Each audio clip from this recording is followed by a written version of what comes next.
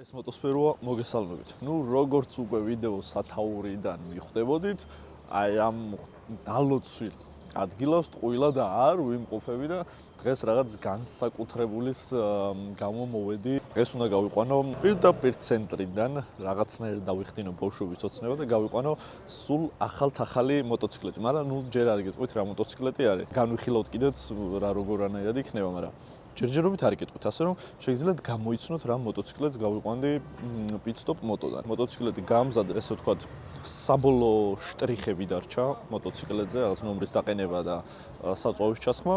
დანარჩენი ყველაფერი უკვე გაგვიმზადეს. წავედით, ეხლა უკვე ვეღარ ვითმენ. ცოტა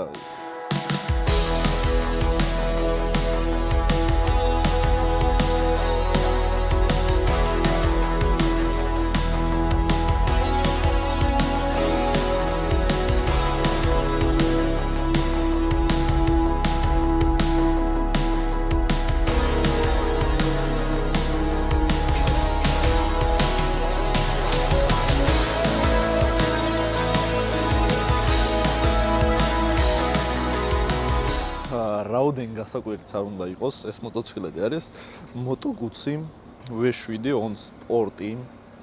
აი ესეთი ლამაზმანი, ცოტა უცხო ფერზეა, მაგრამ თვალში მოსახვედრი და ისეთი რა ყურადღებას იქცევს ეგრევე. რაც შეეხება თვითონ ამ მოტოციკლეტს, რატომ გადავწყვეტეთ ამ მოტოციკლეტის აქედან გაყვანა, ყველაზე მთავარი მიზეზი, რა თქმა უნდა, რომ სპორტული ინტერესის გამო ეს მოტოციკლეტი აქედან არ გაგვყავს. ეს მოტოციკლეტი გაგვყავს თავისი წარმომავლობის, ისტორიის, იმ რაღაც კულტურის, რომელიც თვითონ გააჩნია და რა თქმა უნდა იტალიური სულის გამო. ამ მოტოციკლეტს ერთ შეხედვით რო შეხედავ, კი, აქვს შენარჩუნებული ის ძველი რაღაც ტრადიციული სული, რომელიც ჰქონდა მე-20 საუკუნის მოტოციკლეტებს და რაღაცნაირად შეინარჩუნეს ეს ვიზუალიც და სულიც, რა თქმა უნდა, ამ ყველაფრის. თუმცა ამის მიუხედავად ეს მოტოციკლეტი აღჭურვილი არის ძალიან თანამედროვე ტექნოლოგიებით. 225 წლიანი მოტოციკლეტი არის, აღჭურვილია 853 კუბური სანტიმეტრიანი 90 გრადუსიანი ვეთვინი 2 ცილინდრიანი ძრავით. გამოიმუშავებს 67 ცხენის ძალას.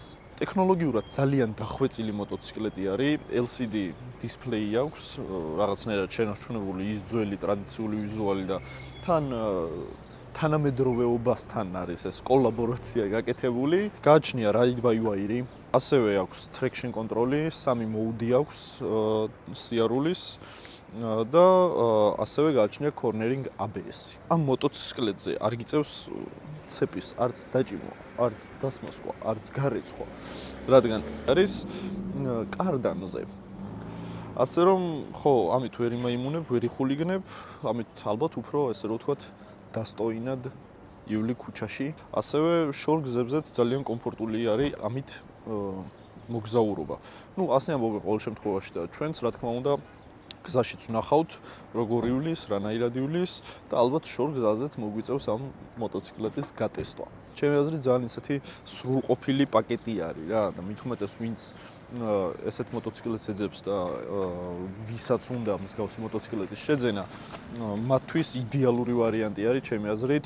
ძალაც აქვს, ჯანიც აქვს, ტექნიკურადაც ძალიან სუყედ არის აღჭურვილი, ესე რომ ვთქვათ. ქალაქისთვის და არა მარტო ქალაქისთვის, ასევე შორგზებზე გადასაადგილებლად იდეალური ტიპია რა. ახლა შევალჩიგნით და დავეშვებით უკვე გარაჟისკენ და ვნახოთ აბა რა ბიჭია ერთი ჩვენი Moto Guzzi ეხა შემილია.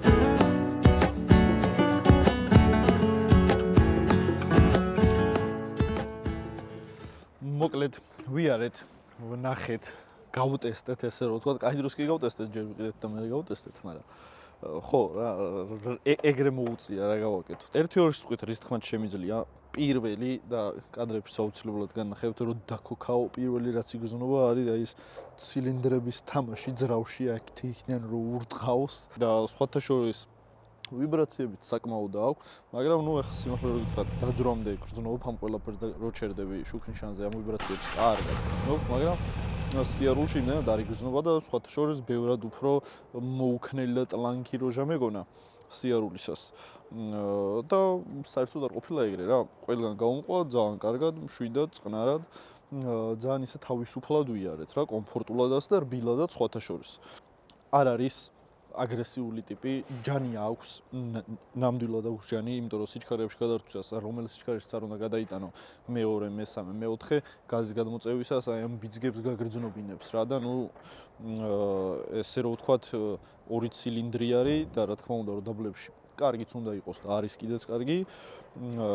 და არ ველოდი სხვათა შორის, არც მაგხელა ჯანს არ ველოდი, მეგონა რომ რაღაც უფრო ისეთი ტიპი იქნებოდა რა, გას რო გადაწევდა ნელა რო აკრიფავს, მაგრამ კარგად გაოცებული დამტოვა რა, იმიტომ რომ ჯანი ნამდვილად აქვს ამ მოტოციკლეტზე და ვერავინ ვერ იტყვის რომ რაღაც ძალიან სუსტი და რაღაც ისეთია, არა, აქვს ჯანი, უბრალოდ გააჩნია ეხა ვინ აფასებ და რა კუთხით აფასებ რა, ეს სპორტ ბაიკი არ არის, სუპერ ბაიკი არ არის, 2 ცილინდრიანი რაღაც custom ბაიკი არის რა, რომელსაც რა თქმა უნდა ვერ მოთხოვ იმას, რასაც მოთხოვ სპორტ ბაიკს. ამის კლიენტი, ვინც ყიდულობს ამ მოტოციკლეტს, არის ადამიანი, ვისაც უყვარს სტაბილურად თანაბარი გაზით, თანაბარი სიჩქარით სიარული. და არა ის რომ რაღაც გადაუჭირო ავტობანზე 200 იარო, მე 300-ით ვიღაცას ჩაუჭრა და რა ვცხვირი ააწევინო და ააყალყო და მე სტოპიზე წინა საბურავზე გაჩერდე და რაღაც მსგავსი რა. ეგეთი ადამიანი ამ მოტოციკლეტს არ ყიდულობს.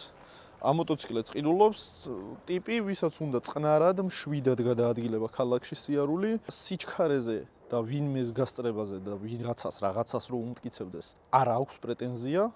ზუსტად ეგეთი ტიპის ადამიანისთვის არის აი ეს რა, წყნარად, მშვიდად რო იაროს ქალაქში და თავისუფლად შეიძლება ქალაქ გარეთაც რავი მშვენიერი რაიდები შეგიძლია მოარტყა ამ მოტოციკლეტით რაღაც თუნდაც საქართველოში, თუნდაც საზღვარგარეთ გადახვიდე და გადმოხვიდე. შდომის პოზიცია ძალიან კომფორტული ქონდა, მაგრამ რა თქმა უნდა ნოლი აეროდინამიკა. ესეც არის.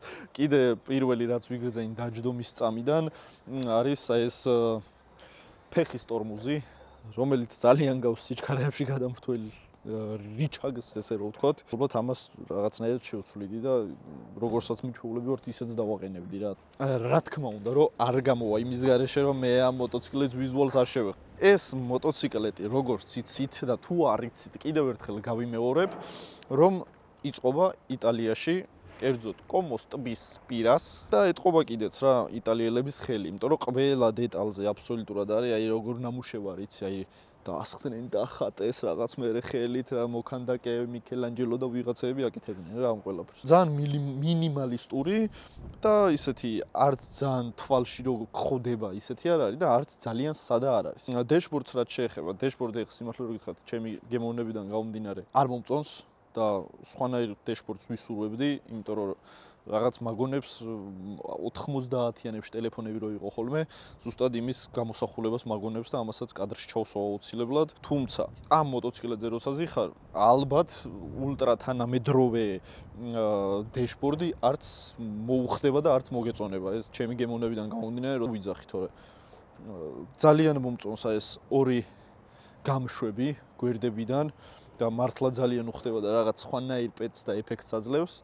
მინიმალისტური ძალიან პატარა სტოპიკი უყენია უკან და პატარ-პატარა ეს მზესუმზირასავით ციმციმები აქვს. წინ ასევე აქვს ორი სამუხრუჭე დისკი, ეგრეთ წოდებული აპორნი დისკები, ორი ცალი უყენია, უკან სტანდარტულად ერთი. ზუსტად არის იმ ადამიანებისთვის, რა ადამიანებიც აღწერეთ. 40 წლის კაცი, 50 წლის კაცი რო დაждდება და ოჯახი რო ყავს და შვილებზე რო ფიქრობს და არ უნდა რაღაც სიგიჟეების კეთება, ყიდულობს აი ამ მოტოციკლეტს დადის წყნარად, მშვიდად, თავდაჯერებული, სადაც მივა. შეხვედრა იქნება თუ რა იქნება და მით უმეტეს თუ ამ მოტოციკლეტის ისტორიას მოუყვება დაარსების დღიდან, ძალიან თამამად და ესე თავაწეული მივა ნებისმიერ შეხვედრაზე.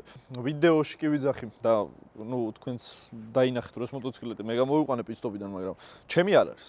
ხანდახან შეიძლება მეც ვნახოთ ამ მოტოციკლეტზე, მაგრამ ჩემი მოტოციკლეტი არ არის, ჩემი ძალიან ახლობლის და ძმაკაცის და მეგობრის მოტოციკლეტია. ზუსტად აი ეს ყველაფერი უნდოდა მას და მაგიტომ ავარჩევინეთ და ურჩიე მოტოგუცი, იმიტომ რომ მოტოციკლეტის არჩევისას რა მახასიათებლებიც მითხრა, რისთვისაც უნდოდა და რისთვისაც სჭირდებოდა, ზუსტად იმ ყველაფერს აკმაყოფილებს მოტოგუცი. ვთვლი რომ იდეალური ვარიანტი არის, დანარჩენს ალბათ მე თვითონაც გაგვიზიარებს რაღაც გამოცდილებას და შეგრძნებებს, რასაც მიენიჭებს ეს მოტოციკლეტი და რაღაც ვნახოთ, თავარია ის იყოს კმაყოფილი და ბედნიერი და იმედი მაქვს, რომ ოდესმე მეც ავიხდენ მაგოცნებას და ჩემ მოტოციკლეტსაც გამოვაგორებ ცენტრიდან სულ ახალ საესე პარკებში არ ვაცლი ამასაც. დღეისთვის სულ ეს იყო. შევხვდებით შემდეგ ეპიზოდში, კიდე უფრო საინტერესო ვიდეოებით, რა თქმა უნდა. თქვენ კიდე არ დაგავიწყდეთ, გამოიწეროთ არხი და დაგვიწეროთ პეტერე კომენტარები მაინც.